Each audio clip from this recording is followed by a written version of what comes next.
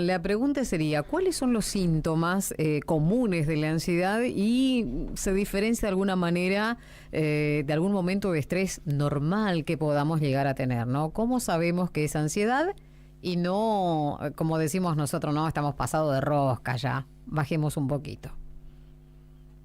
Claro, el tema es cuando tenemos como diferentes niveles de ansiedad. Hay gente que por ahí va por la vida, toda la vida con mucha ansiedad, que casi siempre la ansiedad como que se la pone en paralelo al acelere constante que uno tiene, pero ese acelere que uno tiene lo lleva de una manera, es una intensidad no tan alta, y lo puede llevar de una manera más tranquila. ¿Y cómo digo más tranquila? Porque ante eso, ¿cómo baja esa ansiedad? Va a correr, va a caminar, sale un rato y ahí trata de aplacar esa ansiedad que por ahí uno siente a veces, estoy un poquito ansiosa, estoy pasada de rosca, me voy a correr, me voy a caminar.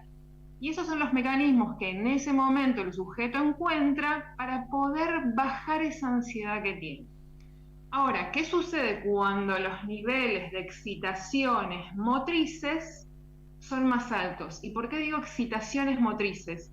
Porque siempre donde se desencadena es en el cuerpo. Entonces, a veces siento una ansiedad muy baja, por ejemplo, estoy con ahí que no puedo, que quiero salir y salgo a correr y baja, y después estoy con por ahí niveles de excitación insoportables que pueden derivar en, por ejemplo, vamos a hablar del ataque de pánico, atracones, ya cosas más físicas que me ponen en un alerta y que me dicen, acá hay un problema. Y Ujú. digo excitaciones motrices porque casi siempre, por ejemplo, con el ataque de pánico, derivado de una ansiedad totalmente elevada al 100%, cuando ya mi psiquis no puede más, el cuerpo, la cabeza, necesita poder como expresar esa cuestión y revienta. La psiquis puede tolerar un cierto nivel de ansiedad. Cuando estamos pasados de nivel de ansiedad, ahí viene la alerta que me dice, estás pasado y surge, como digo, el ataque de pánico. Ujú. Ahora, ¿cómo se manifiesta? Por medio de tremendas palpitaciones, la sensación de que no puedo respirar, la sensación de que en los extremos totales es no puedo respirar, me estoy poniendo mal, me estoy volviendo loco, hasta la sensación mismo que a veces uno no puede contener de me voy a morir. Claro. Entonces, frente a estas cuestiones hay que ver qué es una ansiedad baja, qué es una ansiedad media y cuándo ya llego al punto donde no doy más y eso deriva en ataques de pánico para ver cómo lo podemos trabajar en el análisis. Ujú. Y cómo afecta también esta ansiedad a la vida cotidiana, ¿no? Y a las Sí, relaciones por ahí que tenemos, ya sea con, bueno, nuestras familias, nuestros compañeros y sí, en lo demás. laboral. También, sí. Sí, porque por ejemplo, a ver, en lo laboral porque a veces no me deja ir a trabajar, en lo familiar porque no me quiero juntar más con nadie porque me siento tan mal que no quiero salir a ningún tipo de reunión social, y lo mismo con las amistades. Frente a esto, me quedo en una escena donde me alejo porque ese ataque de pánico lleva mucha angustia para el que lo padece. Ujú. Lo que tomamos y lo que tenemos que tomar como fundamental, porque a veces uno, y eso me parece súper interesante, a mí no me pasaba nada, yo estaba sumamente bien y de repente estoy con ataques de llanto, eh, empecé a tener taquicardia, pero el paciente, el sujeto, la persona no logra detectar por qué es. Me pasó, no lo puedo controlar y no sé a qué se debe, pero desde hace un mes que estoy así, no sé por qué. Y me parece que siempre, cuando trabajamos en análisis, nos tenemos que remitir a esa escena de por qué nos pasa lo que nos pasa, porque esa escena que se desencadena como, la verdad que no sé por qué me pasó, hay algo que moviliza algo que dejé sin resolver, Ujú. algo que dejé por mis procesos psíquicos, Sí. decidí como mecanismo de defensa en algún momento de mi vida reprimir, porque era insoportable, no lo quise resolver, lo dejé como toda la mugre que uno deja bajo la alfombra, no lo resolví, eso psíquicamente va a estar latiendo, que es la ansiedad constante que se presenta, y en algún momento alguien va a venir de la punta de la alfombra, la va a querer levantar y yo voy a seguramente reventar contra esa persona o Me contra esa desestabiliza, situación. claro. ¿La ansiedad y la angustia son parecidas? ¿O es síntoma, una va pegada a la otra o relacionada a la otra?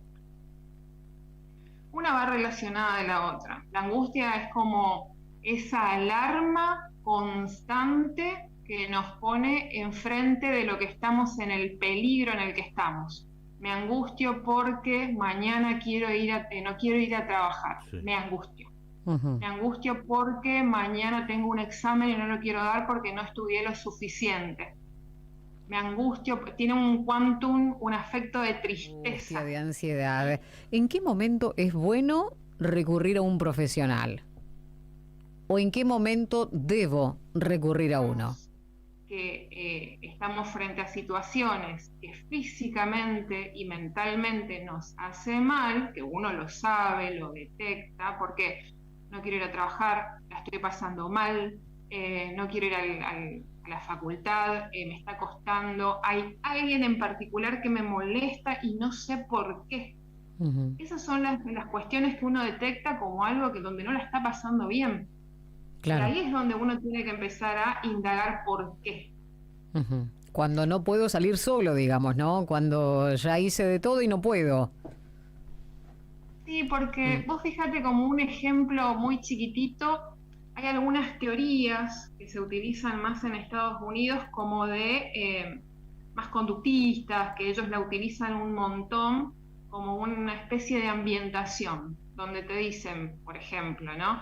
Bueno, date tiempo, cambia las cosas de lugar, tus muebles, el color de la pintura para sentirte mejor. Pero la cuestión y la sobreexcitación no es de afuera, sino uno la tiene adentro. Entonces uno se va a dar cuenta que cambia los muebles, cambia la pared de color, pero la cosa y el malestar sigue estando. Sigue igual, claro. Con el cambio de color y todo sigue de la misma manera.